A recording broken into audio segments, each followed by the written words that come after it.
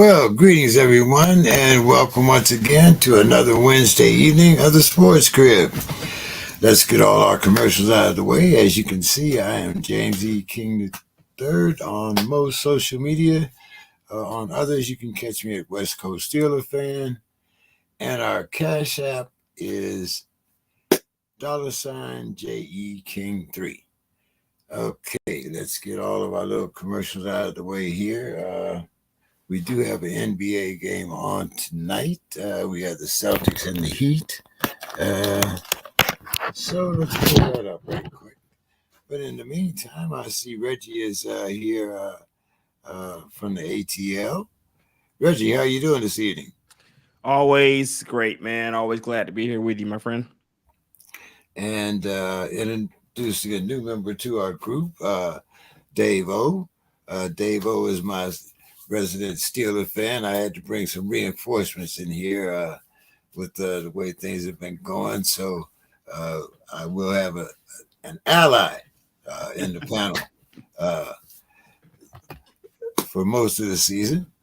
So, Dave, how are you doing this evening? Doing okay. I'm standing by until you call me to come into the breach. I hear you. So, Reggie, a lot of things we need to talk about is talking about the round ball here. Yeah. Once again, we have some controversy, but we did have a very good game last night. Jokic, once again, proved that maybe he should have been the three-time MVP. Yeah. And that was in spite of a 40-burger from AD. Yeah, that's crazy. And wow. I mean, the old man is getting up there a little bit. So I mean, but even at this day and age, he's still giving you 20 plus, and in most cases, close to 10 on the boards. What did you think about that display by the Denver Nuggets last night? That they still look like the number one seed. You know, there's not been any point during this playoffs where they haven't looked like the number one seed. I have doubted them at pretty much every step of the way, every round or so. I've doubted them, but I haven't been able to hate on the fact that they look like the number one team. Like they look way better in each of the series they played. And I've always loved Jamal Murray. I love Jokic too, but I feel like with Jamal Murray being healthy, it's pretty much the key for them. It's hard to stop. Power on. Well, last night it was the length that showed up, especially when you start talking about Caldwell Pope. You start talking about, like you say, Tatum. Some of their role players stepped up last night, and by the time the Lakers recovered, it was just a little too late. Right. The Lakers made a valiant effort down the stretch there, so I mean, it got close. Well, horseshoes and hand grenades. Still went home with a W, with an L. Still went on. So, what are you? I've thought that this whole year came down to availability. Now, the one thing, and they might prove me wrong, but these guys are playing every other night. It's not like it used to be, where they had little breaks in between. You had breaks when you wanted to change cities and stuff like that. Mm-hmm. Oh, no. And I think that also gives the Lakers, gives the Nuggets advantage. AD gave me 40. Is he going to give me 12 tomorrow? It's possible. At least he's out there. At least he's playing. Because, at one point in time, that was the problem. Would he even be present to give you anything? And at least he's out there. Yeah, I guess that's one thing that Darvingham can look forward to, like you said, out there. Is there going to be another Walker the fourth moment? With somebody. I don't know if it'll be him. I don't know if it'll be his moment. You know, playoffs tend to be defined by the guys that outside of your superstars, you know, at least until we looked at this last matchup with the 76ers and Boston. It was superstars who didn't show up there. But most of the time, it's who shows up with your superstars. And in this particular case, I believe it's going to be somebody, but I don't know if it'll be Lonnie Walker. I don't know if it'll be Reeves. Could be, you know, I'm not sure who it'll be, but they'll get a game like that from somebody. Well, you know, Reeves has probably been the most consistent. Yeah, for sure. You know, so I think, you know, we're expecting Reeves to step into that third spot. Yeah. But there's a lot of length on those Suns. I mean, on those Nuggets. A lot of length. And a lot of youth. Yes. Yes. I'm looking at the current game, Miami and Boston. Jimmy Bucket says this is his year. Yeah, I saw that. No more of that BS about last year. This is our year. We're going. Your thoughts, man? I mean, this is a division rivalry that just seems to take on an ebb and a flow, but most of all, I think these games tend to turn on playtime Jimmy. What's your thought? Yeah. I mean, you know, it is hard. It's definitely hard to start playoff Jimmy. I like the kid Tatum. I like Boston more as a team. James is like, it's difficult. It's difficult for me to pick the Heat here because I think that Boston's a deeper team. And I got to see what I get from Bam because, you know, Bam doesn't suck. You know, Bam's very capable. With Hero being out, though, it's questionable. And I don't think that they should win. With no Hero, with no Tyler Hero, I don't think playoff Jimmy should be able to offset Jaylen Brown and Jason Tatum and Robbie Williams if they keep him in the starting lineup. I think the Celtics should have enough to do it. But, you know, playoff Jimmy's giving you like 40 points. So it could happen. But I don't anticipate it happening. If I'm a betting man, I wouldn't bet on the Heat this series. Does the fact that 2 number 8 seeds made it to the conference final kind of show that there's more parity in the game, or what? I think so. And I think that we were glad to see these moments happening. At one point in the NBA, you could start the season knowing which 4 teams were going to be at the end of it. And that's something that you don't really have as much in the NFL. Maybe it's because of the finality of NFL playoff games and stuff like that. They don't go through series. But it's good to see. And I was thinking the same thing, James, when I'm seeing the teams. I'm like, there must be a lot of parity because not only just between top seeds and bottom seeds, I see it now between the backup guys on your team. There's been times where teams have rested all their starters and their backups might take another team to within 3 points of winning the game. You know, so I believe there's just more parity all the way around in the league right now. And I think that that's a good thing. Yeah, I mean, right now with the current playoff format, I think it makes it very exciting for the fans. And I think the West especially is a conference where almost at any given season, you could have a different rankings for the same 10 teams. Right. Speaking of which, who are you more surprised not being in the finals? The Bucks?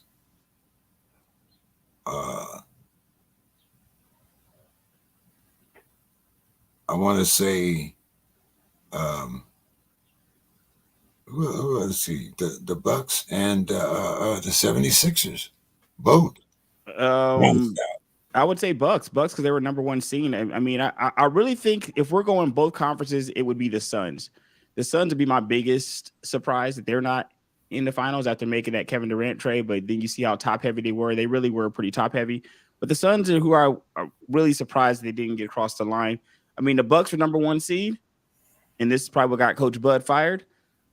But I mean, like we were just talking about, there's a lot of parity, and it could happen. The Heat are only 2 or 3 years removed from a finals themselves, so it's not like they suck, you know. And a lot of those same players are still on that team, so it can happen to you. You know, you can't get caught sleeping and feeling like you're gonna look towards the next opponent because the one in front of you, in this particular case, had been to a finals, had championship level players on their team, so it ended up happening to them. So I like this, but the Suns, I didn't expect to go the way they went. They got just utterly destroyed, so I didn't expect them to look like that. But didn't you sort of think that with CP3 out and with just a small sample size of Kevin Durant, did you think that they could come together, that quickly? If I knew CP3 was going to be out, I would never pick them at that because I really believe in the playoffs, you need all your players. Like you need all the guys that you normally see play. You're going to need them to contribute. And that's missing too major of a guy. So I would not have picked them if CP3 was going to be out. Kevin Durant being there, I feel like Kevin Durant's been around the league for a long time. Basketball is basketball. Not to say that, not to trivialize it, but a lot of these players play with each other in the offseason anyway. So it's not like, I'm not saying it's the exact same thing, but it's not like they have no familiarity when they get into the league with some of these guys. So the biggest thing, in my opinion, was them losing CP3. I felt like they really needed his veteran leadership out there. Would have helped a lot. Okay. Interesting takes there. Speaking of that, let me pull up our little discussions for the day. Okay.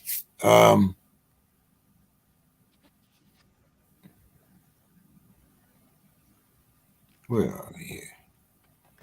Okay.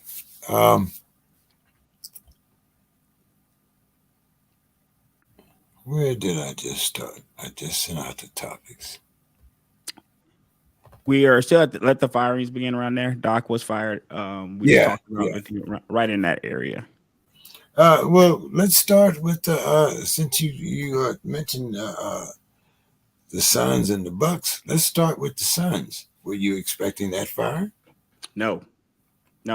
These coaching firings have been crazy to me this series. This coaching, like all these coaches being 2 years removed from coach of the year and getting fired, it's ridiculous. Like, maybe I think that there's something to it, to the fact that once you see so many coaches of the year get fired, then if you're looking to maybe fire your coach, it may spur you to do it because you have 3 or 4 more coach of the years available to hire.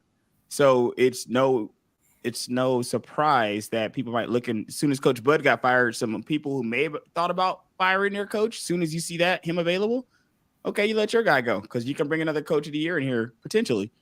But I was surprised. Him and Coach Bud were my 2 biggest surprises. I don't know why those.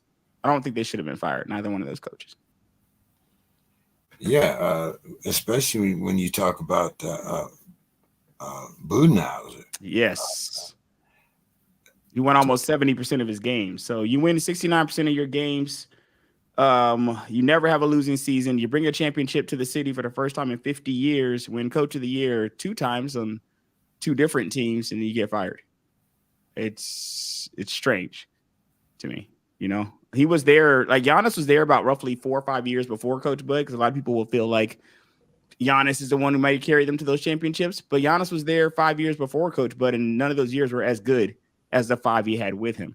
So I don't understand that. I think some teams look at themselves as the Boston Celtics or the Lakers. They can walk into their facility and you see all those banners hanging from the rafters. And that's not the case in Milwaukee. Milwaukee has a banner won by the same guy they just let walk out the door a couple weeks ago. Think about the new guy getting hired. If you just fired a guy who won 69% of his games, what do you have to win? when you come in here. You better be winning 70% of yours or you're on the hot seat, man. Do you think there's any possibility of the Bucks losing either Middleton or some of the other good bench players?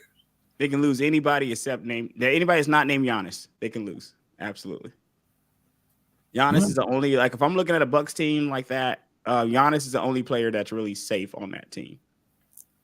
And maybe Drew. Drew had a pretty good year, but Giannis for sure. And the other guys, you can get moved. What did you think about Doc getting fired after only 3 seasons? I don't understand how he hadn't get fired before. You know, when you look at some of these other coaches that have been fired, and you look at the fact that Doc hung around for as long as Doc did, it was a surprise to me. When you have a record for losing, I think it was the most 3-1 leads, and he might be closed in on the record on losing the most 3-2 leads. Coaches have been fired for a lot less, like we just talked about. So, especially in this cycle, James, like this cycle in particular, it didn't surprise me at all that Doc didn't make it through the cycle, because when you're looking around at who got fired, it's hard to argue that he should have stayed. Oh, my goodness. Look who's here. My goodness. We have Mr. Carroll in the house. What's up, Bill? How are we doing this evening? Well, wow. I see two new to me at least, 2 new faces and one slightly less used, one slightly used face. But it is good to be here. And obviously having survived draft season for this past season, and now I'm starting to work on prospects for the next draft. So it never stops, really. But yes, good to be here. And the graduation of your daughter. Yes. Congrats. Thank you also. Yes, I am now the proud parent of a high school graduate.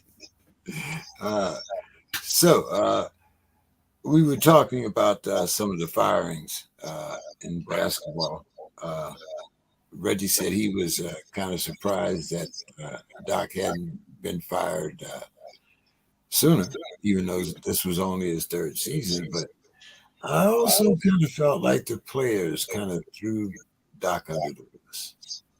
Well, I mean, that's because they did. And not even just by so much what they said, but what they did, or really more just what they didn't do. So you know the old saying about, you have a great team when your best player is your hardest worker? What kind of team do you have your best player is your 7th or 8th hardest worker? What is that kind of team? What kind of team is that? Remember that bold-ish prediction I made, 4 or 5 years ago, James? What did I say about a James Harden-centric team? Remember what I said? About, 5.5 years ago on the same show, this very self-same SPORTSKRIB. This is before he had gotten even to Houston, I believe, but he's on his way to Houston, if memory serves.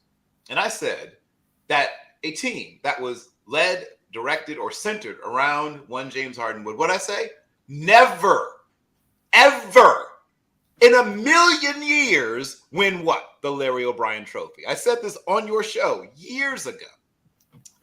So you can fire all the Doc Rivers you want. Glenn Rivers will find another job somewhere, television or coaching or whatever. But the real fault is with the players. The coaches coach, and that matters. But let's be honest. Of all the major sports, the sport in which coaching matters least is basketball, right? I think we all agree to that. In football, it matters a lot, right? And baseball is probably right there with it too. But it only technically speaking, managers is what they have in baseball, and mostly their effect on the game is in, deciding who to play and sometimes where to play them, right? But the actual on-field action in both the NBA and Major League Baseball is almost all on players, right?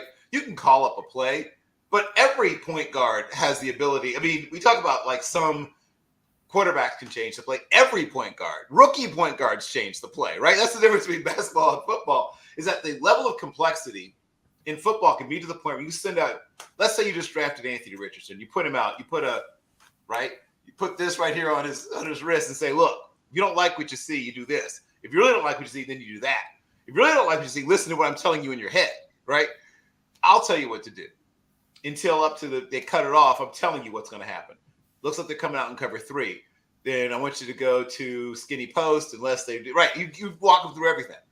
In basketball, rookie point guards have full control of what happens, right? There's nobody. You can signal stuff, you can yell stuff, but that dude, that 19-year-old dribbling that ball is going to decide what's going to happen. So Glenn Doc Rivers, right, is a convenient scapegoat. And did he not do the world's best job coaching? I mean, I would argue that he did about as good a job as the other team's coach. I don't think any of those guys are going to put the way they coached that particular series in their resume, right? I mean, I don't think you don't build you don't open with that when you build your retrospective of your career. I don't think either coach did an amazing job. But it's easier to fire Doc than it is to fire Joel Embiid and James Harden. That's why he's fired, because it's harder his contract's easy to eat. Those two contracts, woo-hoo-hoo. And I'm going to say, let's trade him. Okay, cool. To who? You're going to trade Harden to? I don't know. People don't listen to me. I said a long time ago on this same show, if you build your team around James Harden, you will lose in the playoffs. James Harden is not a player he's a player you can win with, but not a player you'll ever win the playoffs because of. Meaning the whole thing, like a championship. You can win a series, maybe even two. But then you're going to run into a really good team where their best players give effort on both ends. See, there's basketball. You play offense and defense. I don't know if you want to explain that to Mr. Harden, but in basketball, you're expected to play on both ends of the floor. And he's an amazing offensive player, despite the fact that he's not a great athlete. He's a generationally refined offensive player. He's got a lot of old school moves. He has a beautiful ability to, despite being a sort of medium-sized, slowish, chunky, I don't know, two guard, I guess, is what he is officially. But he's just a scorer. I mean, his real position is scorer, right? And can he make plays for people sometimes too? He's a decent passer, but that's the end of his value to you. He's not a great rebounder. He's an okay, so-so rebounder. And as a defender, he's essentially a minus, right? He's essentially a minus. You got to try to put him on someone who isn't great off the dribble because he can't stay with people off the bounce. And he's not a great shot blocker, obviously, partially because he doesn't really want to be, and partially because he can't jump, really.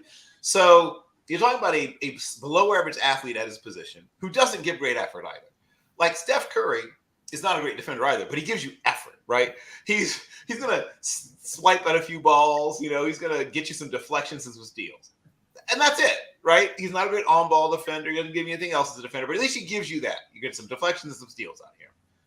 There's other players that are just not great on defense. I mean, Dirk Nowitzki wasn't a great defender. Like a lot of the great offensive players have not been great defenders.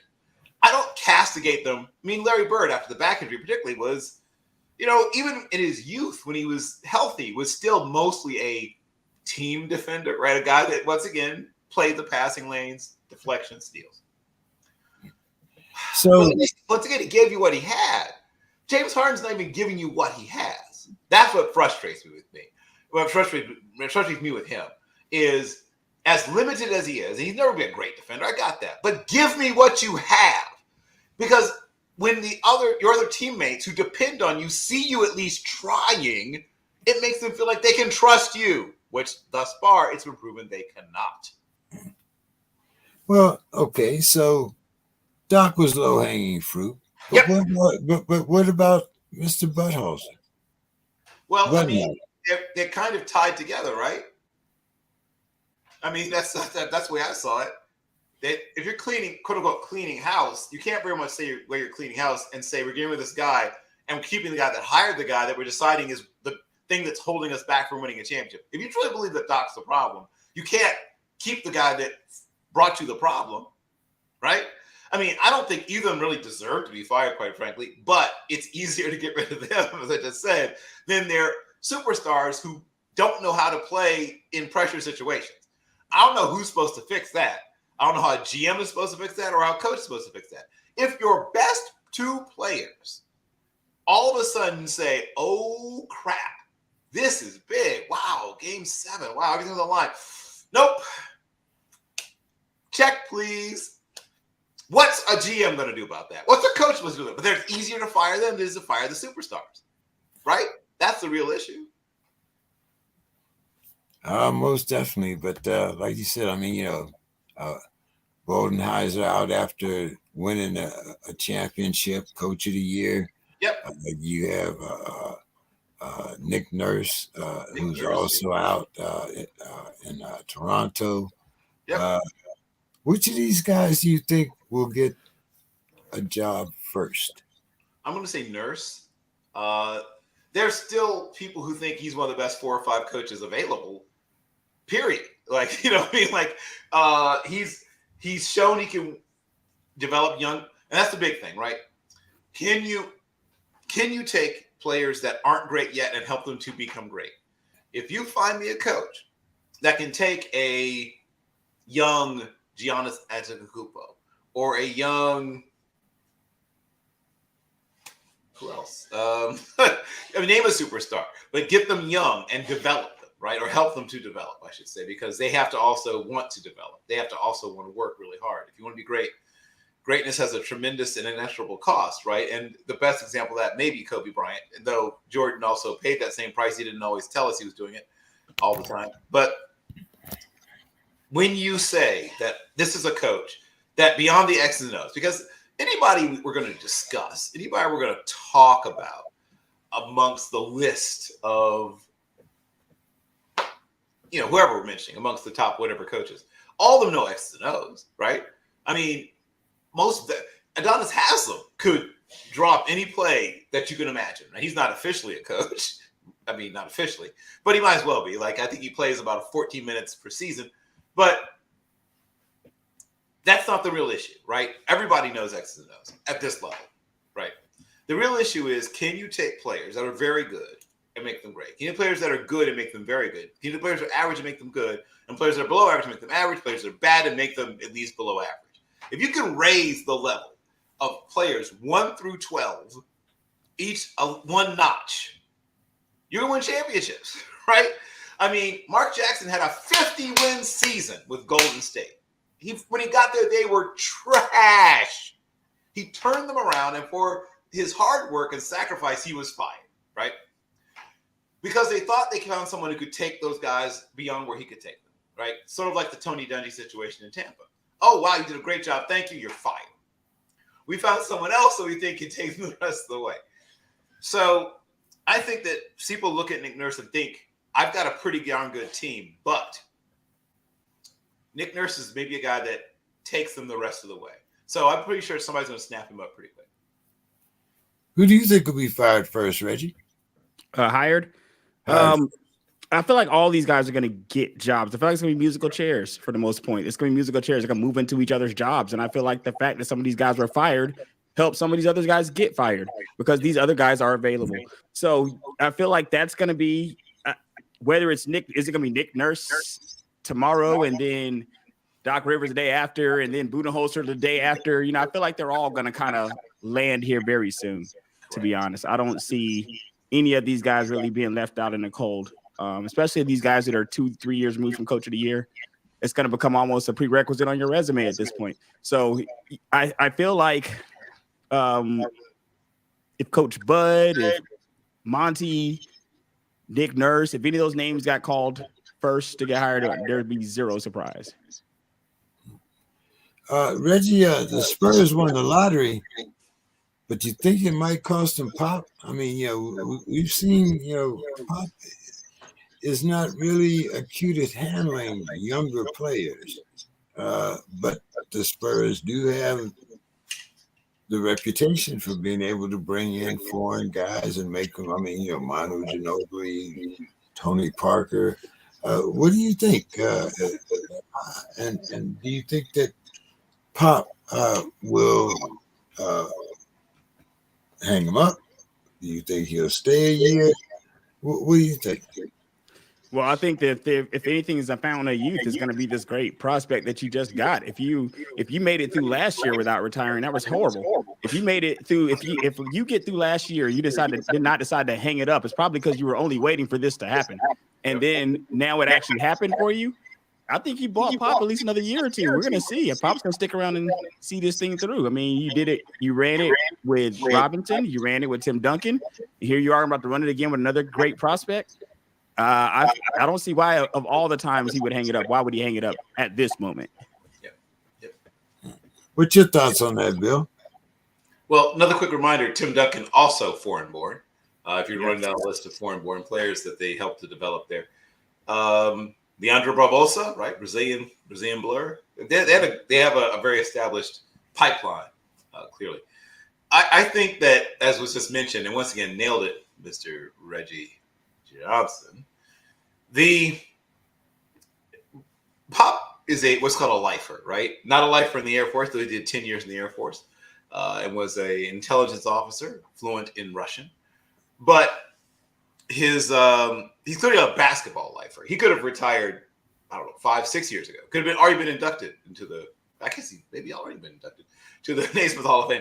But he could be doing television or a podcast or raising emu or whatever the heck. I don't know what he wants to do. But he clearly wants to coach basketball. Like he clearly has a thing for coaching basketball. And he loves, I think, the idea of showing that he can do it again, right? Because people wrote him off. I think most of us probably at some point or another wrote him off. Some of us retired him in our minds maybe a year or two ago and just assumed he wouldn't keep coming back. But he's a basketball lifer, Lifer. So what this basketball lifer is about to do is try to prove us all wrong, that he still has it. Now, I don't know if he does or not still have it, but I know I would be interested in seeing the answer to that. And so I guess I'm thankful that he's going to at least get at least one more chance, if not more than one more chance, to show us if he still has it. But he's got the right pieces, or some of the right pieces around to maybe make it happen. Should be interesting to see what the Spurs do this year, especially like you said, after successfully tanking and being rewarded. Rewarded for their efforts. Reggie, Ja, what the hell? I mean, you know, I really have no words here. When you go through all of the backstories behind his apology and whether or not it was he got it on an app or that GPT apology he just put out there.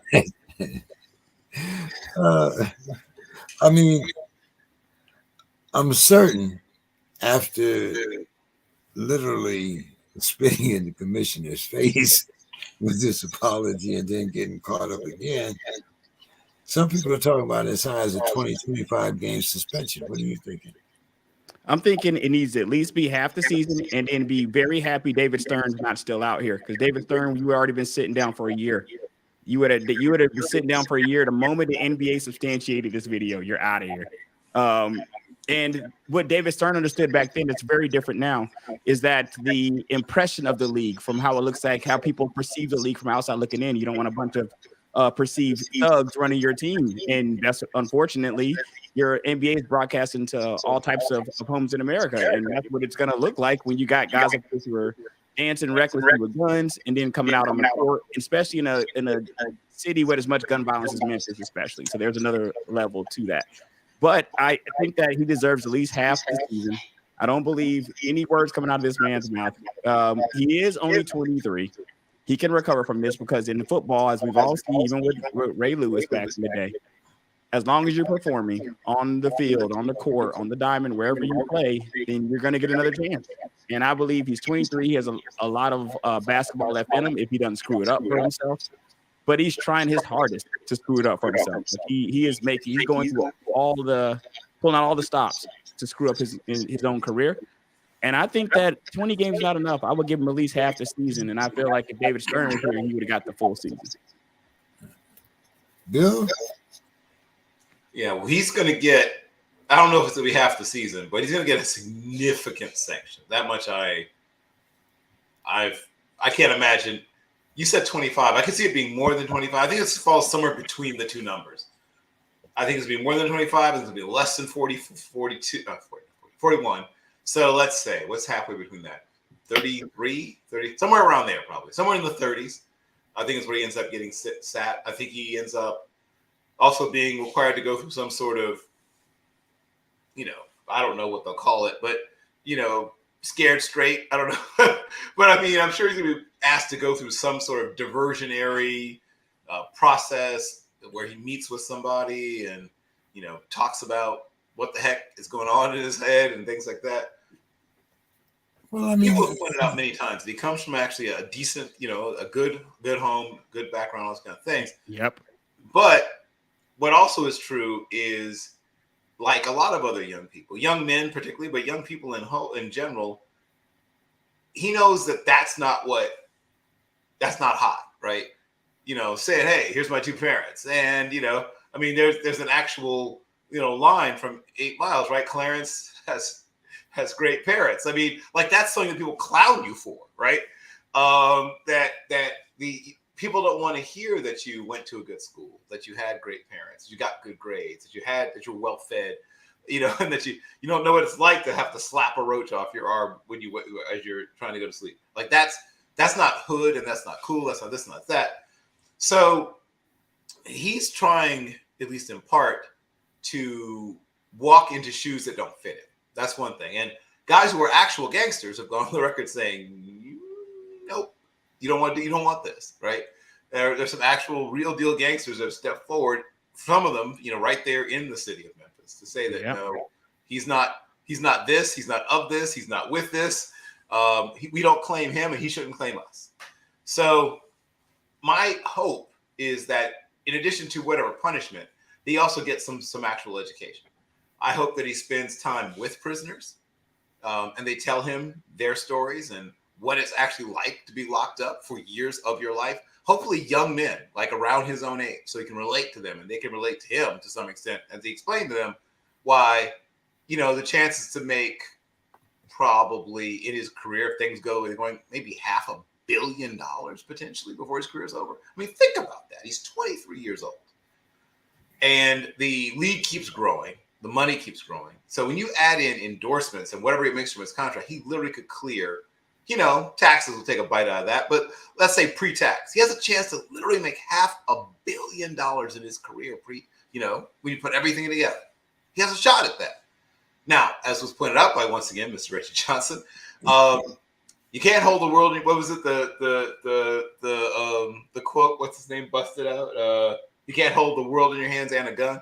The point is that he has good people around him, and he's choosing not to listen to them. So maybe he'll listen to these people that he gets to spend some time with. I would have him spend a few hours a day in county talking to people, and then a few hours a day in medium security, and then finally maybe an hour in maximum security. Maybe not every day, but maybe spread out, over however length of suspension. So if it turns out to be, let's say, a 5-week suspension, then once a week, hour or two a day, he gets to go to the tough tiers, right? In real prison, and talk to real gangsters about what it's like to be a real gangster, and to hold your boy in your arms while he dies, right? And to run for your life and to get shot, right? And things like that. I don't know if that would change his mind, spending more time with people who've actually been in the streets and what it did to them. But I do know that he needs something to show him that you have a choice to make and where these choices are going to lead you.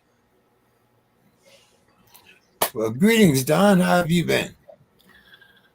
Long day, but got 2 more weeks of school, then I can chill out and relax.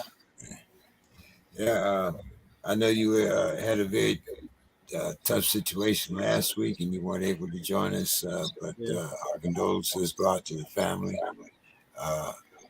and your students. Don, I'm going to kind of jump you in here because we were talking about Pop. What have you heard? I mean, we know, you very seldom hear anything about the Spurs. They're very closed mouth. But Don, do you think that Pop is going to stick around for this young guy, or knowing Pop's reputation and going back with how he has to handle young people, do you think that this might be Pop's last round? Well, you always ask me if I hear anything the Spurs. I tell you, our media never says anything about the Spurs. They don't talk about Pop. It's like you probably hear more than I do in San Diego. Well, today was different. Today we heard a lot of Spurs stuff. that won the draft lottery. This kid is supposed to be the greatest player ever. I heard that on sports radio today. San Antonio, that he's a bigger prospect than a guy named Lou Alcindor and Irvin Johnson and Larry Bird. He's like Michael Jordan and LeBron all rolled in one. It's like, okay, so and then someone said, yeah, call it Ralph Sampson. So yeah, a lot of talk today, a lot of excitement. The other big thing we've been hearing from the Spurs is, they played a game this year in Austin, and Austin's growing. It'll be a bigger market. So there's a lot of speculation Spurs might move to Austin, which is crazy. I've heard that before. So, yeah, but I think Pop will see this as like the last time they won the lottery, that Tim Duncan guy. So I think he's going to stay around and see where it goes. Oh, okay. Maybe they can have another manager, maybe down in Brazil or Argentina or Peru, somewhere like that. This kid is from France, just like Tony Parker. So, sometimes lightning strikes twice. Yeah, sometimes. So we shall see. Some interesting developments. Since you're part of this Steeler coaching, Steeler training camp and prospects and everything, I'm going to bring you in here, Dave, talk about some of the things that's happening in college football also. And the first thing I guess we have to start with is EA Sports. And EA Sports, after being, I guess, suspended or whatever the term is for the last almost decade, have now decided that they are going to pay college players for their image likeness. Dave, how big an impact do you think that this is going to have on college sports itself? You're talking about the ability of college players to make some money? Yes. Yeah. I think that the pendulum has swung. The question is swinging too far. And, now that are from schools, I think the old system was kind of breaking up on us, Dave. Can you hear me okay? Yeah, now we can. Okay. Okay. I had to lean in. But, the system they had before was unfair. And, they were earning money for especially the big programs. And then you had the state kids getting tattooed and they get sanctioned. But now you're having alumni associations involved and people being able to do the portal, being attracted away from schools that originally attracted them. I'm not sure if the pendulum has swung too far, and maybe going back to a nice area where the players are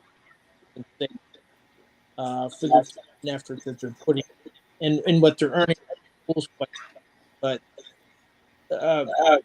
it's a little bit out of control. Don, someone being from the University of Texas, what's your thoughts on this? I mean, deep pockets down there. Yeah, so when they opened up this whole NIL, it pretty much opened up everything. I mean, these guys could be, EA Sports. They could be, doing Nike, Under Armour. There's really nothing off topic or off limits, I think. So, if we have an NIL, that's what we are right now is in football, college athletics. I say go for it. Let it, have fun, make your money because you're not guaranteed that NFL paycheck. So get it while you can. What's your thoughts, Reggie? Exact same thing. It's all this time these schools made so much money off the back of these players. It's only right that I'm a proud capitalist. It's only right that you're able to participate in that system. When it comes to players leaving, I believe they've always should have been able to leave as long as the coach could leave. If a coach could just leave you, if a coach can go sit in somebody's living room and recruit a kid to a school and then be gone the next year off to a job that he just got offered, I think that the players should have the same ability to leave if they feel like it's not a right fit for them at any given school they're at. And I'm happy to see it. I'm a gamer. I love playing Madden. I like to see the actual players in the game. And EA had to stop making this game because of these licensing issues. And now that everybody has an opportunity to get a piece of the pie, then, now it's back. I believe it's just yet another thing. Like Don said, these guys aren't all guaranteed to make it to the league. This might be their last shot at last bite at the apple, so to speak, of making money like this. So why not get it while you're selling jerseys and selling tickets to these college stadiums? Bill, you've always been an advocate of NIL. Yeah, so I've been following this in various shapes, forms, and fashions going back to the Ed O'Banion case that I guess sort of kicked all this off. And then a couple things stood out to me. One is, of course, the massive breathing, heaping, gasping mass of hypocrisy that is the NCAA. When I look at just the sheer arbitrary nature in which they mete out both punishments and, in rare occasions, their blessings and gifts. But the thing that I knew would happen is that they would try to get a preliminary injunction, which they were to briefly, while they continue to explore, blah, blah, blah. I thought that, this was something to be decided from the moment I first heard about the case. I was pretty sure that I was going to see the complainant went out over the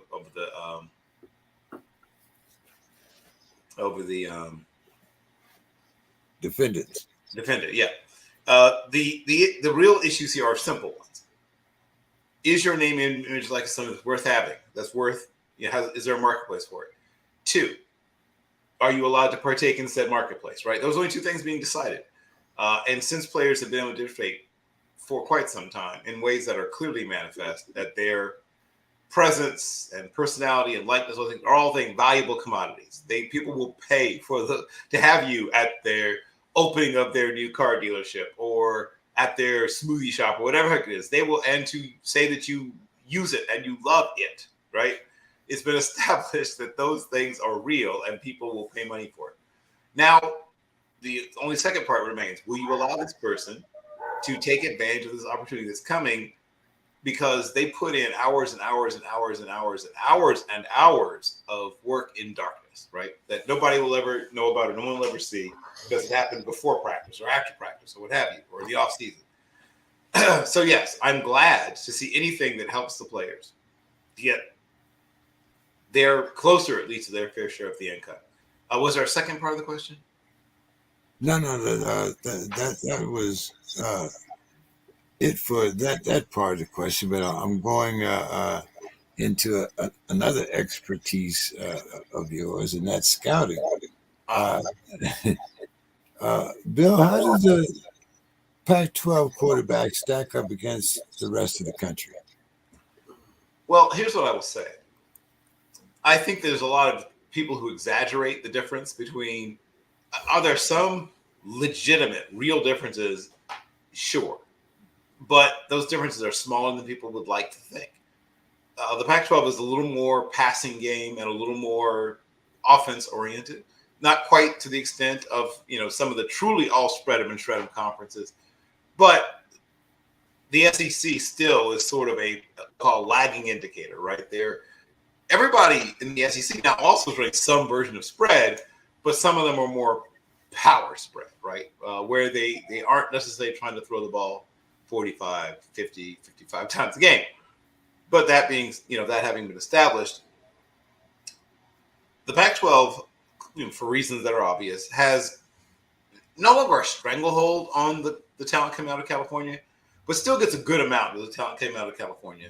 And now with, high schools in Las Vegas, it's funny because, when I first started doing this, a term like Las Vegas football star would have drawn laughter, right? Nobody respected the players coming out of the state of Nevada really at all. And their best players all left in the old days, all left the state. UNLV barely had a football program to even speak of 40 years ago. So those players would almost all, to a man, leave the state to go either for the West, play for other Pac-12 or in those days Pac-10 or Pac-8 perhaps even teams, or sometimes even to the Deep South, where you sometimes see these players show up, particularly at certain positions.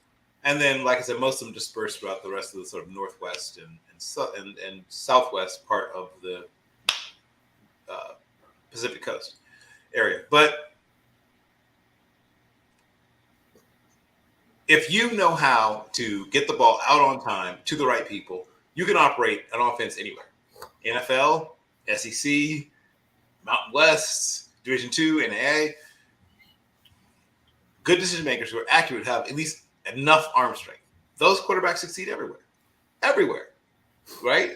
If you don't have all three things, you better be really, really strong in one of the remaining two to sort of kind of make up for it. But what you want is someone who makes the right decisions, gets the ball out to the right person at the right time. Do those three things, and you will be really good, period, no matter where you came from. Dave, what do you think about the Pac-12 quarterbacks? Well, honestly, I really don't follow the Pac-12 that close. What I'm wondering is what's going to happen to the transfer of schools to 10? How does that impact the Pac-12? Little change of subject, but I'm just curious about that thought. Don, what do you think about Dave's question? Well, I think the Pac-10, you have so many guys who have been there seems like forever. Now, of course, Caleb Williams, there at USC, he was an Oklahoma guy, but this is his third year, playing college ball. Won the Heisman. I think the Heisman should go to Bijan Robinson, but that's a whole different thing. Cam Rising at Utah is a proven winner. He actually transferred from Texas. He could be that. He was able to beat out Sam Mellinger, so he went to Utah and has been doing great things for him. I saw firsthand Michael Penix for Washington in the Alamo Bowl. He got to win against Texas, and what's that guy's name at Morgan? Bo Nix came out of Auburn. It seems like he's been playing forever too. So they're right there. You have a great core of guys. And then I think that the quarterback from Clemson, and he transferring to Oregon State. The guy that got beat out by the freshman, I can't remember his name. DJ. Can't pronounce his last name anyway. But yeah, there you go. Thank you. So he's at Oregon State now. So there's I think they're talented, but they'll have names. These guys who've been around for a while. USC, as long as they can rise there, they're going to have a quarterback. So I think this year is shaping up to be a good year for that, the quarterback room in the Pac-12. What do you think, Reggie? I got to piggyback off Dave here. I don't really follow Pac-12 football, down here in Atlanta and this area. It's all SEC all day down here. And we do. I will tell you this: the kid, Caleb Williams. He's the truth. Like I'm interested to see how that pans out. It's going to be the Caleb Williams sweepstakes here coming up this next draft. So I'm interested in him. Bo Nix is like 30. I'm not sure what is Bo Nix? Is he still playing? Like what is he doing out here? I have zero interest. Bo, we were talking about the name, image, likeness. Bo better get the money now. Take the money now, Bo, because I can't see him doing much more than holding a clipboard at the next level. Maybe he surprises, but I'm not really a huge fan there. And of course, he played for Auburn. I'm a Bama fan, so I don't really, full disclosure, I don't really like the guy because of that either. And Cam Rising, though, it's a little something there. Cam Rising, I can squint and see a guy that maybe can have some success in the NFL, maybe. But it is all about Caleb Williams. Let's just not fool ourselves here. It's one guy who's at the king of the mountain, the top of the mountain there, and I can't wait to see him play next year. Well, now we go to our scouting expert, Bill. Give us the truth here. The truth about Caleb Williams. The Pac-12 quarterbacks. Oh, just all of them in general. Well, I mean, they're obviously very different from each other. The trend has been, to try to find guys with at least some modicum of ability to move around and within the pocket and even outside the pocket. But, we've seen quarterbacks that were more traditional, however term we use, have really good years. Tanner McKee, when healthy, was very effective. We even saw Keaton Slovis light some people up, the year before his not great year, and then the one that led to the transfer, of course, we had Williams coming in at that point also. But as you work your way through, like from the teams that are traditional members of the conference to some teams that are more recently added members of the conference, but since everybody is running some version of a spread offense now, almost every team that you want to mention, with very few exceptions, just a handful, is making use of, tempo and locking that defense on the field. Because even if they get a stop, they do something, but if you're going fast enough and something's happening every 11 seconds or as soon as they spot the ball, you're going to take away the ability to rush the passer, right? Because, right, at some point, that oxygen deficit hits and the lactic acid monster jumps on your back. And no matter how great an athlete you are, and once again, I'll quote Vince Lombardi, fatigue makes cowards of us all. So there's going to come a moment, if you keep running up tempo, where you're going to see that drop off in even effort, that drop off in intention. And now you can throw that deep bomb because your quarterback knows that they aren't going to get there. And if they even try something, you've got your bodyguards right there with you. But yeah, I mean, I think the Pac-12 is probably number 2-ish behind the ACC in terms of producing of pro prospects in the now at the quarterback position. I'm not talking about sort of historically, but in the now, in the last year, the last year before that, last year, this year, like that 3-year slice.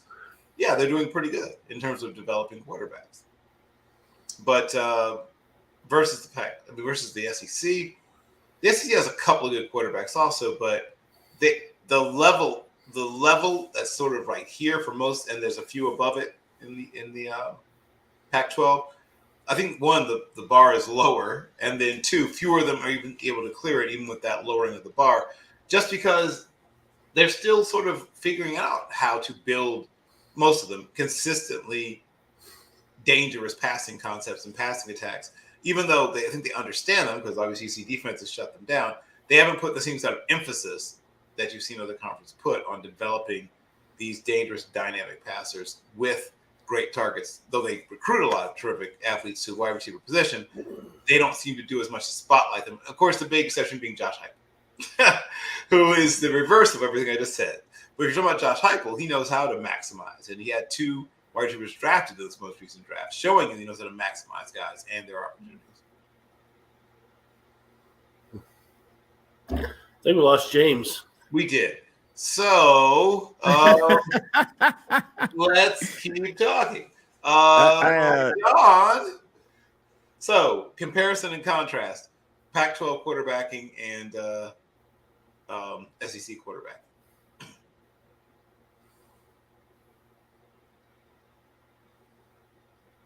Was that for me or for Don? I was firing at Don originally, but so the Pac-12 versus SEC quarterbacking. Yep. I think if you take the top 3 in each conference, I'd give it to the Pac-12 just because the experience. Alabama's breaking a new one. Georgia's breaking a new one. LSU's breaking a new one, I believe, right? I think Tennessee has theirs coming back. I can't remember. Yep. Is Spencer Sam Hartman is expected to start for Notre Dame. That's Notre Dame. And it's another grad transfer. So many transfers. I need a little flow chart to show me where everyone's gone.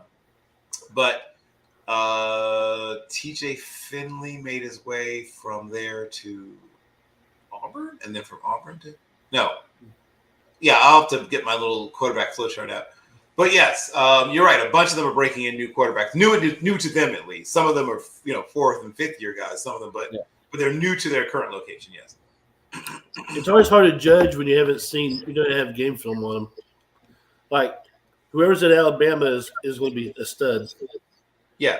Right. Whoever's at Alabama this year will end up playing in probably the NFL in 2 years, but we don't have film of it. I don't know. I can't think of what his name would be. Well, I have James. I have his itinerary here. I don't know if you guys wanted to skip to NFL stuff, but I do have it.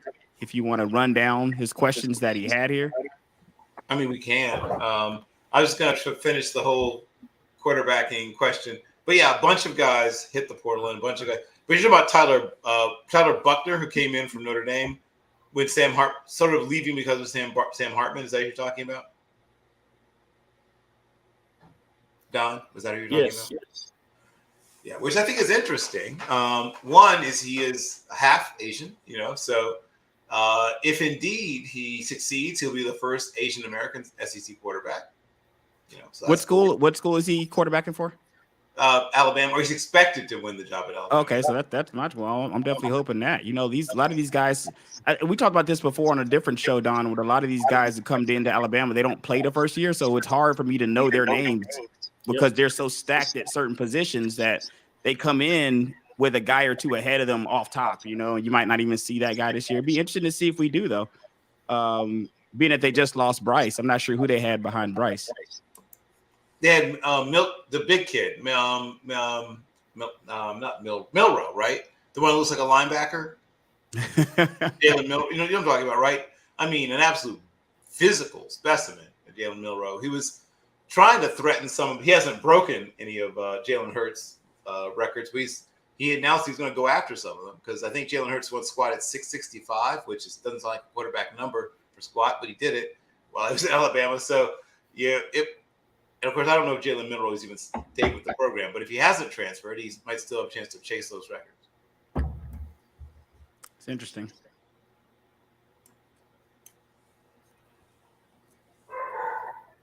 Okay. Back in the game. I think we're back in the game now. Bill, we got you cut off in the middle of a sentence there, so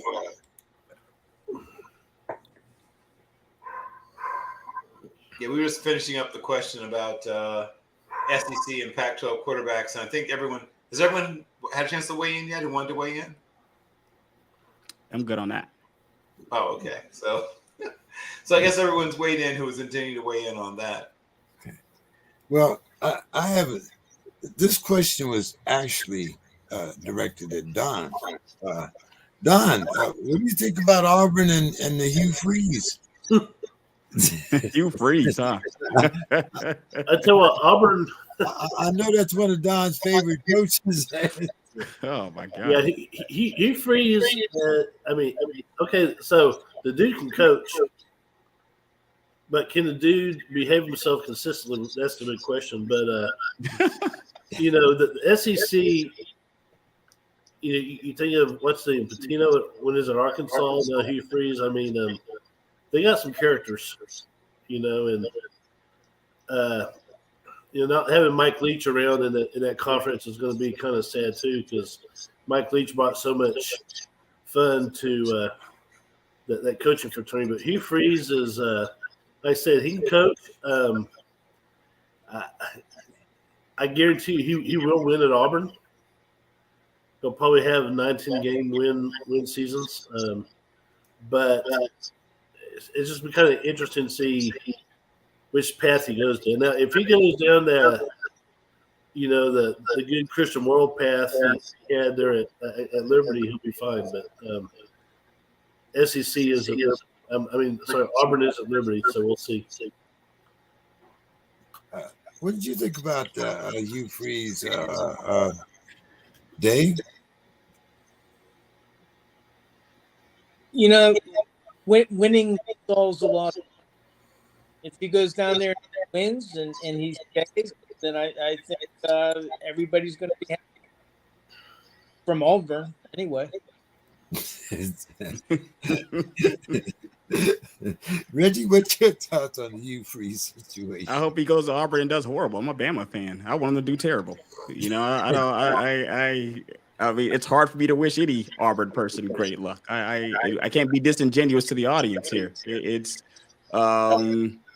he's okay, I guess. I mean, it's not a name that's really going to move the meter for me. It's not like the Lincoln Rileys of the world, right? Like, I don't see Hugh Freeze's name and think, oh man, he's gonna bring it in. He's gonna change this whole organization. Like, I don't know.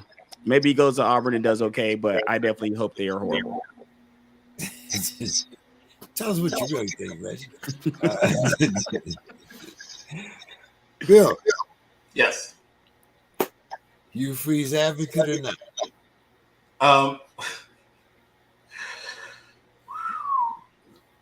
The behind the music or 30 for 30, whatever they're going to Monday doing Hugh Freeze is going to be fascinating because nothing comes out with.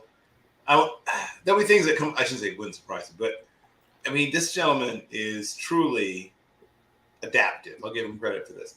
Though, you know, I remember him as sort of an offensive line guru. If you go back in the crates, you know, dig for it big enough, and then became an offensive coordinator, fairly hot, had success right away. And then boom, you know, the guy who's in the big chair. So he is charming, folksy, blah, blah, blah, all that stuff. All the stuff he really does look like the classic, you know, casting office head football coach of a team in the South, right? He looks exactly like what your mind conjures up. Sounds almost exactly what your mind conjures up. I get all of that. But, you know, frankly, I would – you know, not break the bank for Hugh Freeze. First of all, he's got a little Bobby Petrino to him, and not in a bad way, but just a guy that's used to, you know, be sort of a next job Bob type, where I get the feeling he's always got certain guys, certain GMs, you know, GMs, but ADs on speed dial to talk to if ever things go south. I just feel he's always got one foot in, you know, two different metaphors in this case, but I think he's in two different worlds where he's always kind of looking forward, looking back simultaneously about where he's been, but also where he's trying to go. Bill, Georgia has recruited the number one quarterback in the nation, Dylan Raiola. Was it? I know you'll pronounce his name right. Raiola. Raiola. Raiola, and tell us a little bit about his background. Is he the next Justin Fields? The next who? Justin Fields. Oh, that's Justin Fields. Dominic Raiola is, you know, well, he comes from a football family. Some of us undoubtedly watched his uncle and his father, who I believe are offensive linemen. Yeah, who are linemen coming up. And, you know, he's a good physical specimen. Solidly grounded, high character, raw still in some areas, but you know, one of the things about simplifying an offense, that's what almost every college offense now is somewhat simplified. Gives you a chance to take a guy who's got raw physical skills and sort of paper over some of the sort of shortfalls he has, but he doesn't have a lot of them. I would like to see him make up his mind a little quicker, and I'm sure the game will speed up and he'll start to do that. I would like to see him move off of his primary receiver a little more quickly and decisively. And yes, I'd like to see him realize sometimes the defense wins. And, you know, like I said, just sort of, you know, whip that thing into the audience or, you know, run it for a few yards and slide or whatever it is. But if he improves in those three areas, he could be anywhere from, you know, very, very good to, you know, one of the King's favorites potentially. Reggie, what did you think about this as a Bama fan? I'm not even going to pretend to know this guy, James. I've never heard this guy in my life until just now, until we got on this show today. I will see him when, because I'm down here in Atlanta, so I'm going to know it soon. I'll tell you that. There's no shortage of Georgia stuff here, so it'll be interesting to see. You know, ever since Kirby Smart left us and went to Georgia, I always felt like an Alabama junior, and with winning the championships, they've kind of, you know, they're nipping right there because they've been had a significant postseason success. They're winning championships. So they are, Bama's is my favorite team, but I don't not root for Georgia, and I do like Kirby Smart. So it's hopefully it works out for them. Oh man. Any scouting report from you, Dave? No, but just when I was looking him up, he has the like Bill was talking, and Stafford is his godfather. Wow. So we'll see. I've never seen him play. Interesting to see him play for the Bulldogs. But Don, you seem to at least know his name. Oh yeah. Okay, so let me tell you about Dylan Raiola. His dad played at Nebraska, and he was actually playing football here in Texas, up by Dallas area. I think at Louisville, maybe one of the schools up there. Tom Herman, former coach at UT, offered him a scholarship as a sophomore. And then when he got fired, they brought in, of course, Sarkisian. Sarkisian honored the scholarship, and it looked like he was going to take it. But then Texas got Arch Manning. Oh, man. And he decided, well, I love Texas. I'd probably go to Texas, but I'm not going to be with Arch Manning. So he opened up his commitment elsewhere, and that's how he ended up in Georgia. Now, I believe his dad took a job in Arizona. So I think he's at some high school. He's either in Arizona or California, but he's no longer playing football in Texas. But yeah, he's been on the radar for quite a few years. Interesting. A lot of speculation was that he'd go to Nebraska, like Dad did, but he's smarter than Dad. He avoided because Nebraska's getting the hell beat out of them. Don, you mentioned him, so you might as well continue on. What's the story with Arch? Well, it's funny. Arch is the third quarterback right now. He's a true freshman. I went to the spring game. He looked good at times, and at other times he looked like a freshman. I mean, keep in mind he enrolled early. He should be going to a senior prom instead of playing in that spring game. But he wants to redshirt, and the family has decided he will not take any NIL deals until he's playing. So now your last name is Manning. You don't need an NIL, but it's kind of cool that he's not taking until he gets to actually play.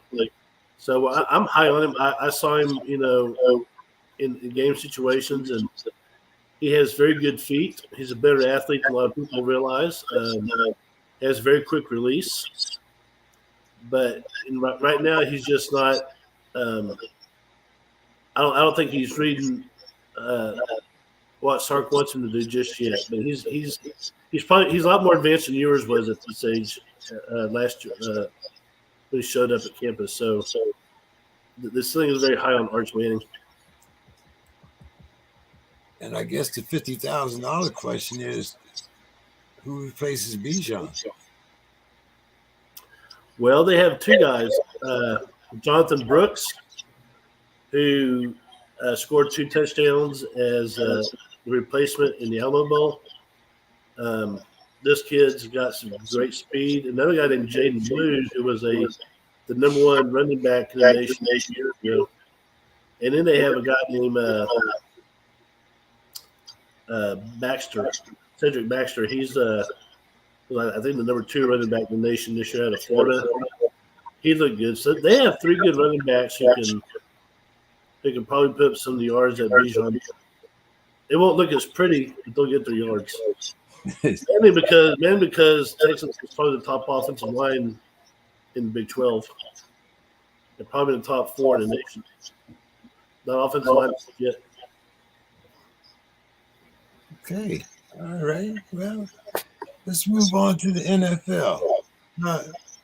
Dave, should the NFL have a draft lottery?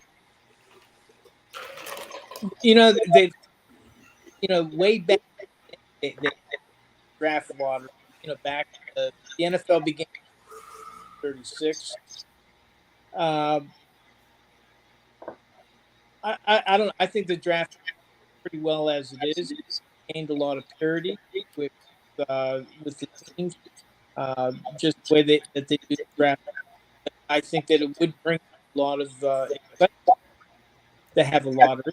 I think the fans might. Reggie, what's your thoughts? I'm gonna run after this question. It's hard, guys, for me to. I mean, I don't really feel like it's broke right now in the NFL. I don't see any reason to really change. I mean, do we need?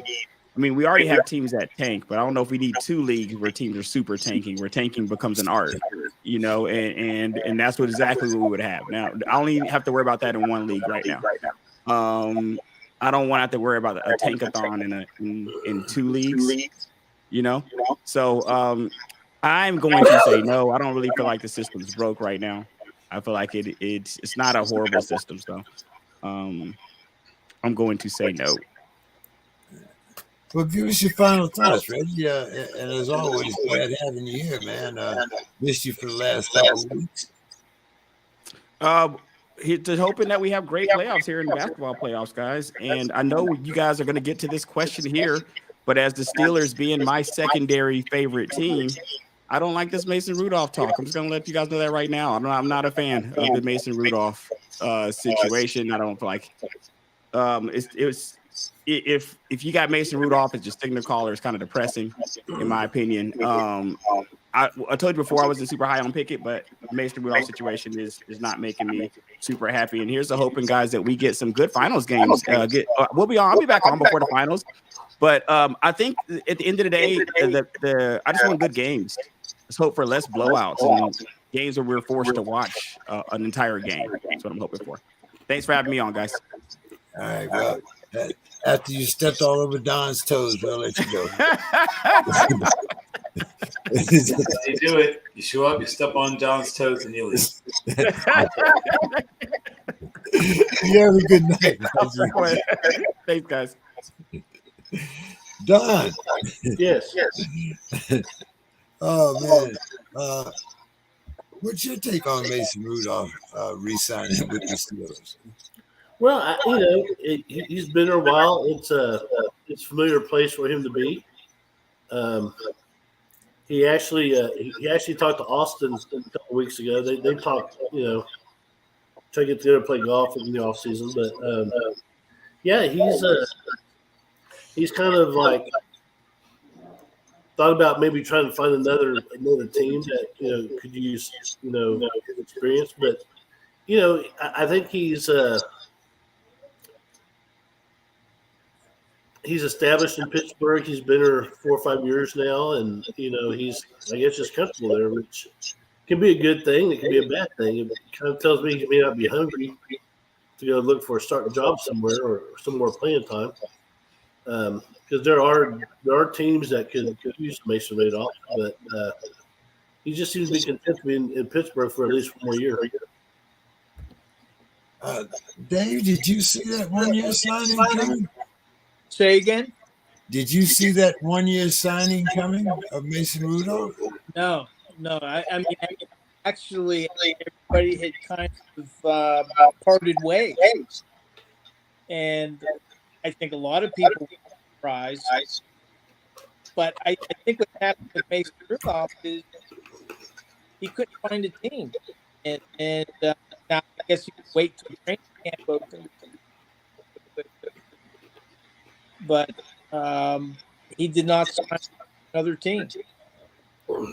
So for the Steelers, fans, kind of like Reggie's reaction. A lot of the fans are big Mason Rudolph. I mean, he gets booed in the season game even before he takes a snap. But I think he's not that drafted. He was drafted in 2018. Ben got hurt right at the beginning of 2018. He came in and played. He and was playing well. Baltimore, when they concussed him, he got concussed. Missed the game. Came back. They win 3 straight. And then what happened in Cincinnati? got pulled. He just was not performing well. The Duck Hodges story, who was a trial player, and Mason later back in the season to spell Duck Hodges in a game. He hurt his and that was one shot actually started quarterback in the he had last year between Mason Rudolph, Mr. Trubisky, and Pickett. Early part of Mason Rudolph was he was throwing the ball the best out of all three of them, but he had the advantage that he was familiar with this. Kenny Pickett was a rookie. Mitch Trubisky learning a new system. But the Steelers, win-win for them. Now they have a quarterback that experienced play. Just kind of going back, the Steelers used Charlie Byron left. They had to play all three of them in one season, and the Steelers kind of like having a veteran back. I think for Mason Rudolph, he depend on something. He just couldn't find the dance partner. Yeah, when Trubisky and Rudolph are my two backups, I have great concerns. Bill, what's your thoughts? About which part of the? Well, Mason's re-signing, and what are we going to see from the quarterback position for the Steelers this year? Okay, so I guess I'll start in reverse order. I think they're hoping to see, let's say, roughly 20% improvement. A quarterback who takes smart chances, is aggressive when aggression is called for. Like I said, accurate decision maker. He's a good athlete, right? He has a lot of the same components that a guy like Burrow, right? Was roughly almost the same age, not quite as old, but close to. A lot of the things that sort of sapped those Spartans, I think early in the season will be also woes for this team. They'll right the ship towards the middle of the season or maybe a little after and then pick up, a player or two or a team or two, perhaps even in terms of the number of players. But they're also going to lose players. Like when you're at a place like Purdue, you're going to have players leaving, players coming in to replace them all the time, because that's a school that still has actual intellectual rigor for whoever, who the coaches may be. If you are a player who's trying to be an actress or model or whatever it is, there are opportunities and resources that the school can help. Some will help better and more than others. But yes, I did know that. I didn't know the exact date or time, but I had some things about coming up the Jordans. Let's see. Don, the Saints GM says that wide receiver Michael Thomas can absolutely return to his 100-catch form. Are you buying it, Don? Well, if Jim said it, we saw it on the internet. It must be true, right? Well, Michael Thomas is, in the past, was a very effective receiver. I mean, he could high point the ball and run good routes. Struggled at times, but if they're saying that, they must be seeing something that the rest of us aren't. So right now, the best you can do is just take the word for it. Do you think that Michael Thomas can become another 100-catch wide receiver, Dave? Well, yeah, he was coming on 3 ago. I think that was 21 when he was out for a year. And he's going to be turning 29 or 30.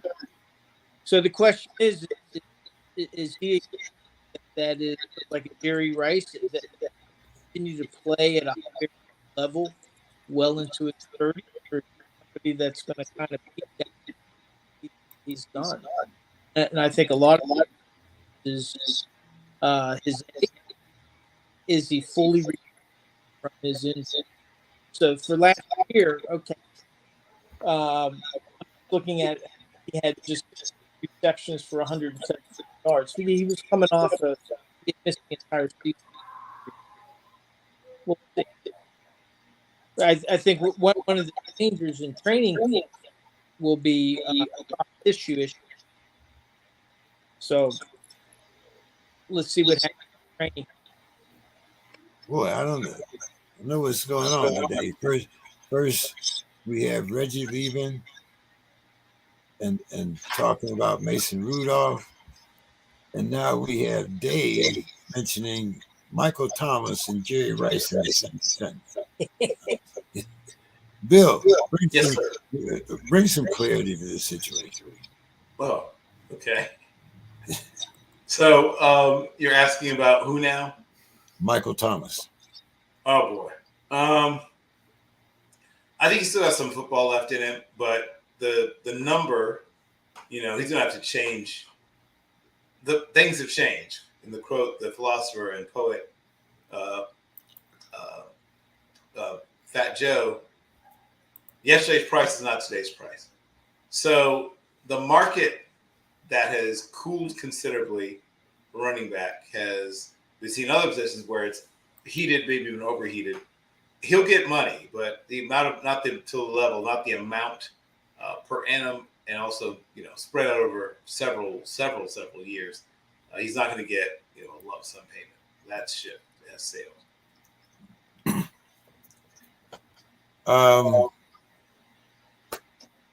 Christian McCaffrey, Bill, says that the trade to the 49ers was the best thing that ever happened to him. You believe it? I mean, I believe he believes it. I would not have said most of those things. The only thing I probably would have said that I believe in is like, wow, that is one athletic white dude. But he is a guy who has a lot of potential and has already shown a great deal of it. Could he become, a 80% of Marshall Faulk? He has the ability to become, to get right there to that level of talent and everything. But it's just hard to get there. That's why most don't. Don, what's your thoughts on Christian's statement?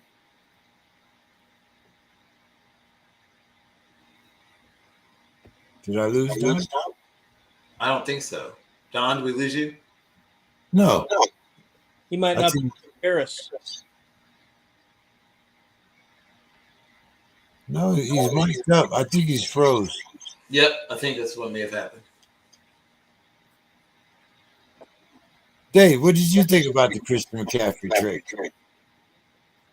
Well, I mean, he's happy with, the thing with running back, powerful as it is, running back has become a fungible position in football. And you got to really first contract, and for somebody to second contract to be able to perform is becoming clear. And but he's very happy. If he can stay 3-3, he can a lot of yards. Yeah, I think we lost down there for a minute. He's probably starting or whatever. Yeah, but I'm sure he'll get back as soon as he can. Bill, Devontae Adams says that he, meaning Aaron Rodgers, didn't need Aaron Rodgers to be all pro. Is that maybe the relationship wasn't all as great as we thought it was?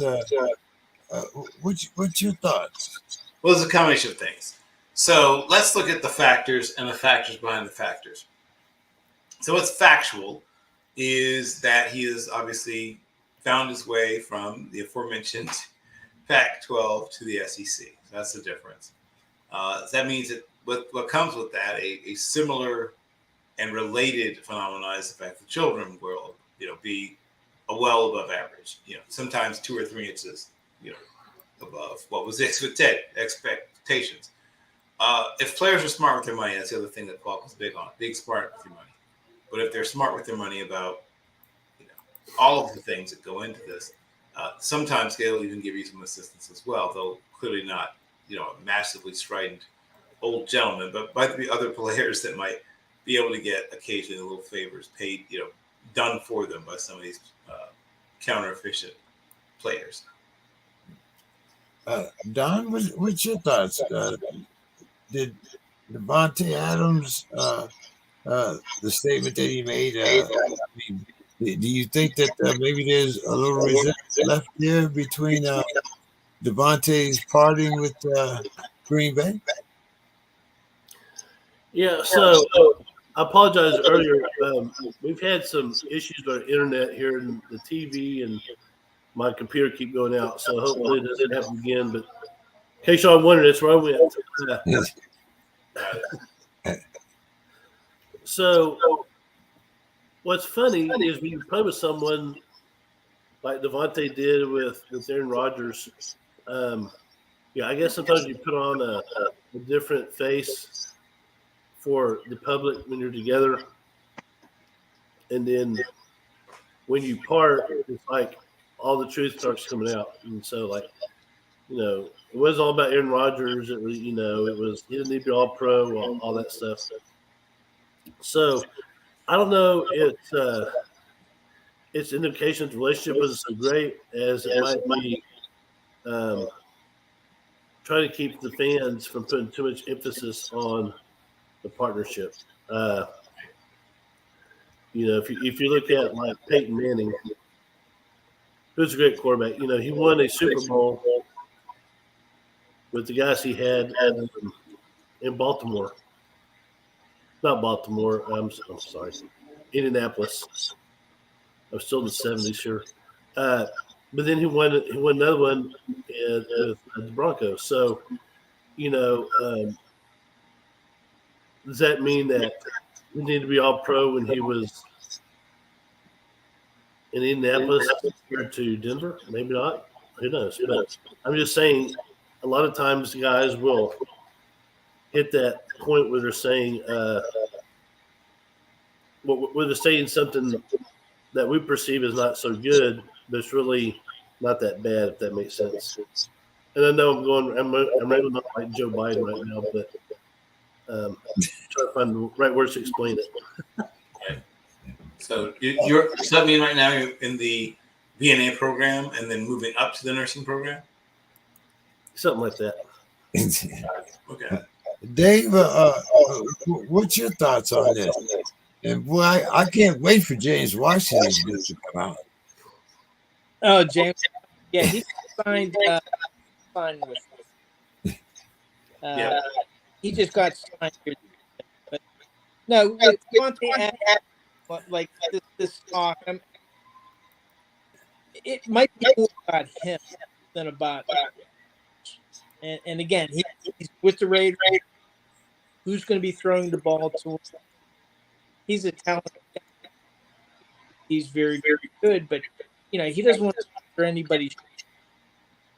And that's just the way I he was more talking. It was more about, and we'll see who's going to be throwing the quarterback, who's going to be throwing the ball to him. Well, Jimmy G. Jimmy G. Okay. So, hey, what the important question is, what's his relationship be with Jimmy G? Well, like I said, when I was asked originally, there'll be a period of adjustment. But by the time you get to the late in the season and late in the fall towards winter, game photographs, things like that, you'll start to realize, okay, this is definitely not the son. Yeah, I wouldn't read too much to his coach. I mean, these guys this reminds me of Antonio Brown and Ben Roethlisberger. And, Ben would say something and it would get all spun out of control, or AB would say something and get all spun out of control. And, they're trying to manage their own, their individual business, these NFL players. And they're trying to do themselves as possible to minimize their monetary value. Don, speaking of monetary value, who has the most wins in their division? Aaron Rodgers or Lamar Jackson?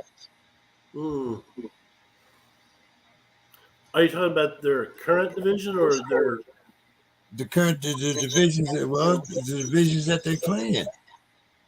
Aaron Rodgers is in AFC North. New England, Buffalo, Miami. Okay, so you're talking about my prediction. So I'm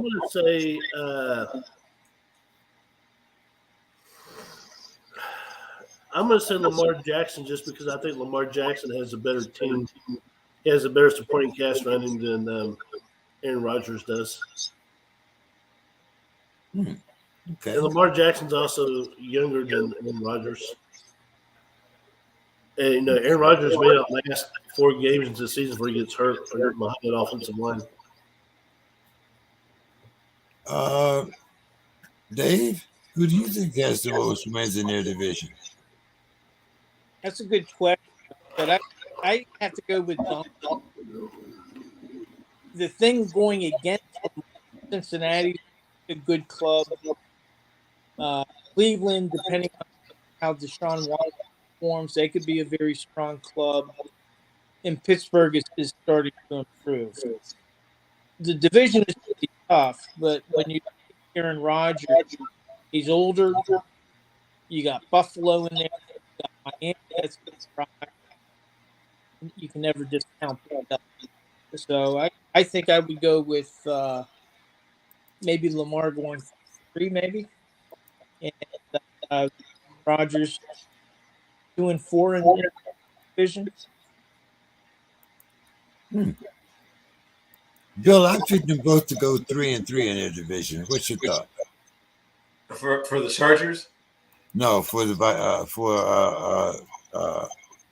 Aaron Rodgers and Lamar Jackson. I'm thinking the Jets lose twice to Buffalo. They split with Miami, and maybe they beat New England twice. I think you're about right on the distribution.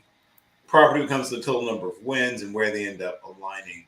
But yes, I'm going to go with absolute value for the total value of the trick that people are actually talking about when they show the iconic lifting Magic Johnson character or whichever one of the characters. Yeah, they're asking, pretty much challenging the audience. Do you want to be part of this? So yeah, well, who are you? Right? Work from there. Let's see. Don, here's one for you. Delvin Cook to the Cowboys, and maybe Zeke to the Clowns. What's your thoughts on that? Well, I've talked a little bit about how I think he fits. Oh, wait, were you telling someone else? Well, go ahead, Bill. I think they're going to build some things around him to make him comfortable. I think he fits a lot of the concepts they like to run, and we'll find out just how good an athlete he actually is. Don? I think that's a win-win for everybody involved. Just to be honest, if Cook comes to Cowboys, he'll be probably the second running back. Cowboys did sign a guy named Deuce Vaughn at Kansas State, who's a little bit undersized, but the kid is a baller. So I think Cowboys will be good with their running backs, whether or not Easter or not, but. I'd love to see Zeke go to Cleveland. Right? Agreed. Dave, what's your thoughts about Zeke to the Clowns and maybe Cook to the Cowboys? But more importantly, Zeke in our division. I don't the team gets stronger in the division. Lean in a little bit closer, Dave. You're breaking up. Yeah, I'm not interested in getting stronger in our division, except for the Steelers. But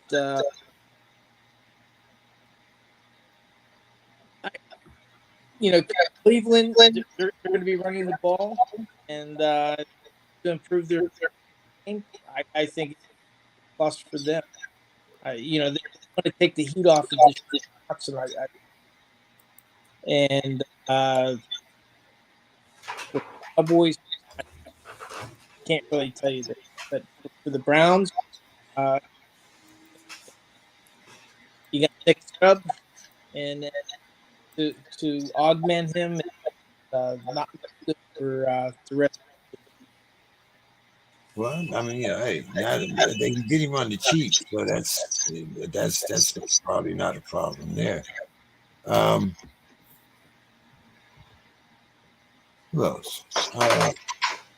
Mr. Scott's not here, but Bill, how did the Vikings solve that pass rushing problem that they've had the last couple of years, and now their best player has been signed by the Clown?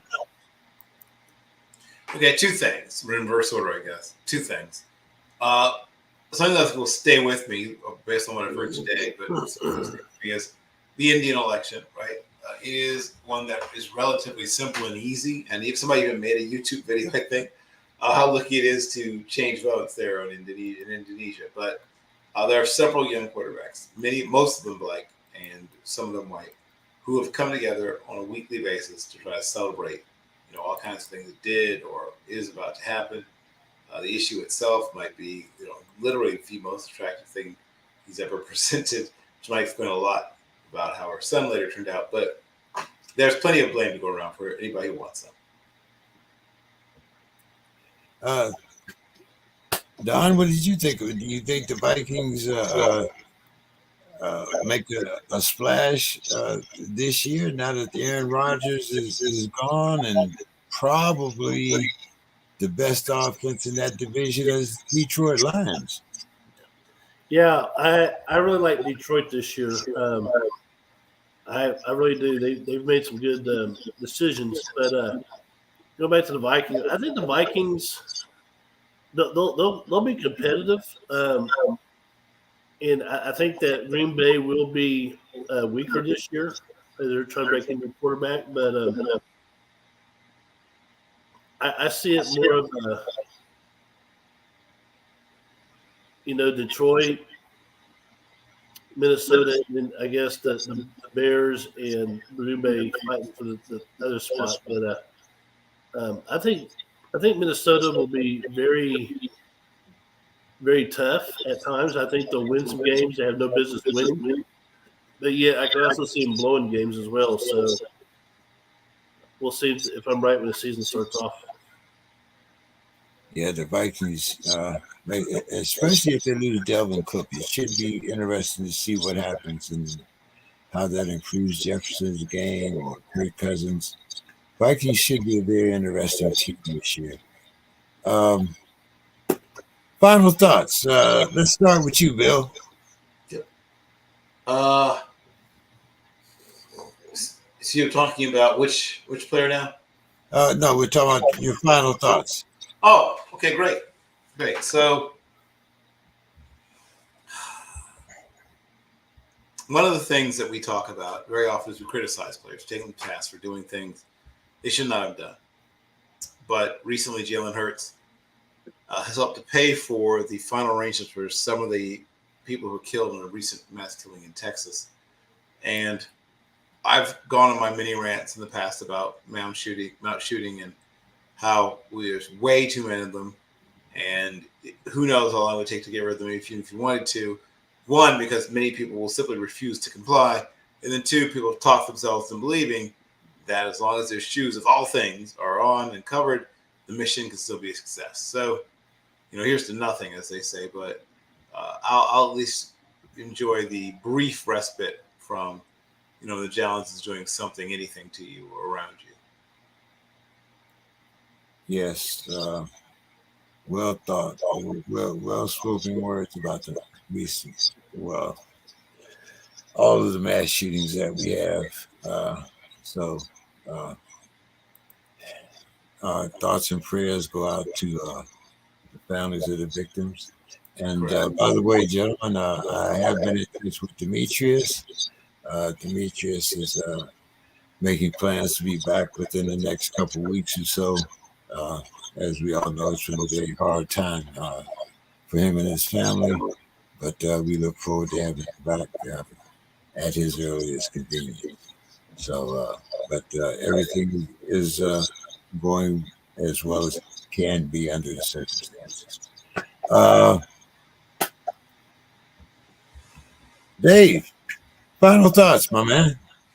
Yeah, no, I think that today for professional athletes, what a great time to be in sports. You know, 30, 40 years ago, a lot of these players were making a lot better money in the past, but now most of the professional sports, I think that the players are leveling the field. I think that the other thing is it's interesting how sports are adapting. Look at baseball. They changed the rules in order to shorten the time. Had an unintended consequence for beer sales, but I think that the sports are trying to I think, and a part of that is working on with the players. And I think today, despite the issues, there's plenty of issues, but I think that players are in a better position than they've ever been in the past. Yeah, I definitely agree with you there. I mean, you know, it's now become life-changing money. You know, as we spoke about the young man earlier, John Moran, you know, being able to make $500 million playing a sport. It's, you know, when you said something, Dave? Yeah, I said it's generational money. Yeah, it's no longer life-changing money. It's generational changing money. Don, your final thoughts. Take us home.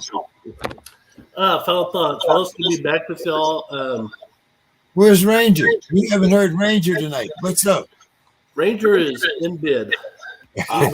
He's waiting on me. He puts himself to sleep now. So maybe next week I'll wake him up and bring him into the room. So final thoughts. Well, I really have nothing huge. It's good to see that the Spurs are back in the news again, and we'll see if the two men, Victor, can pan out. See if he meets all the expectations. Like I said, but they started talking about being the greatest ever, and it's kind of that can be a curse when they're described that way. Because if you don't meet expectations, then you're screwed. But anyway, it's good to be on the show tonight, and I look forward to next week. All right. Well, hey, thank everybody for coming on. We look forward to having a great show next week. Dave, I'll be getting in touch with you and see when we're going to start our Steeler thing.